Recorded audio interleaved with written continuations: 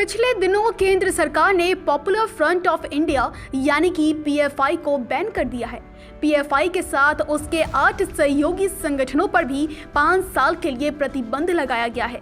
सरकार के इस एक्शन पर बीएसपी सुप्रीमो मायावती ने प्रतिक्रिया भी दी है। उन्होंने इसे राजनीतिक बताते हुए कहा है, चुनाव से पहले पीएफआई को टारगेट किया गया है। इस तरह से देश में विवाद हो सकता है। तो आइए जानते हैं इस रिपोर्ट में मायावती ने इस मामले पर क्या कुछ कहा है। बीएसपी सुप्रीमो मायावती ने ट्वीट करते हुए कहा है, केंद्र सरकार ने विधानसभा चुनाव से पहले पीएफआई और उसके सहयोगी संगठनों पर प्रतिबंध लगा दिया है।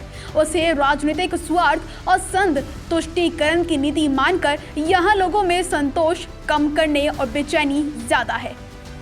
यह कारण है कि विपक्ष पार्टी सरकार की नीयत में खोट मानकर इस मुद्दे पर भी आक्रोशित व हमलावर है और आरएसएस पर भी बैन लगाने की मांग खुलेआम हो रही है।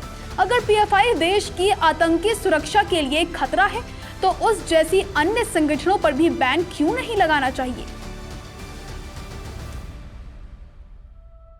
पीएफआई को लेकर लालू यादव ने भी केंद्र सरकार पर हमला बोला है।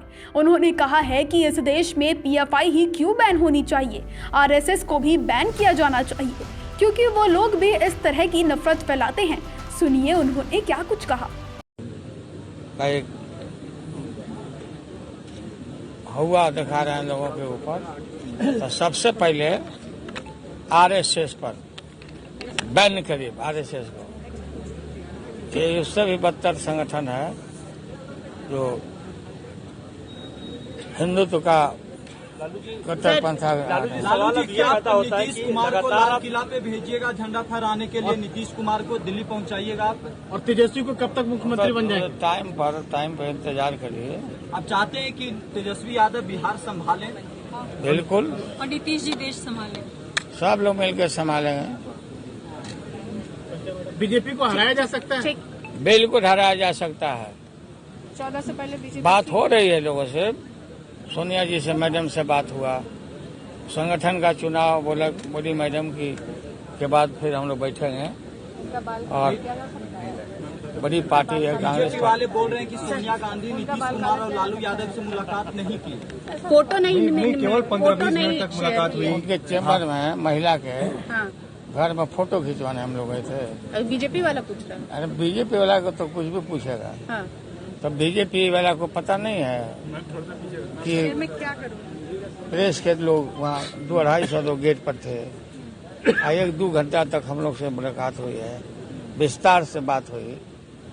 बोलता कि मुलाकात नहीं हुई, तो घबरा क्यों रहा है? सोनिया गांधी से घबरा रहा है सब, ये सब इकट्ठा ही लोग कर रहा है जाकर। धन्यवाद। लालू जी, बिहार में आपने पहले भी बीजेपी का रथ रोका था, इस बार भी उम्मीद करें जिस तरह से बीजेपी का पताका सब इनका पता। इसके अलावा संभल में सपा सांसद शफीक उर रहमान बर्फ ने पीएफआई पर बैन लगाए जाने पर हमला बोला था। उन्होंने कहा था, पीएफआई पर बैन लगाना गलत है। वो एक राजनीतिक पार्टी है, देश के अंदर जमहूरियत है, लोकतंत्र है, ऐसी पॉलिटिकल पार्टियां बहुत सी है। मेरी राय में ये कदम ठीक नहीं है। उन्होंने कहा है, पीएफआई में जो गिरफ्तारियां हुई हैं वह भी गलत है। बता दें, मायावती लालू के इस बयान को मुस्लिम वोट बैंक से जोड़कर देखा जा रहा है। राजनीतिक विशेषज्ञों का मानना है कि मायावती मुस्लिम वोट बैंक अपने साथ ले जाना चाहती है, जिसकी वजह से पीएफआई बैन का विरोध कर रही है। तो ये तो थी मायावती लालू से जुड़ी हमारी खास रिपोर्ट। आपको कैसी लगी रिपोर्ट कमेंट बॉक्स में लिख के बताएं।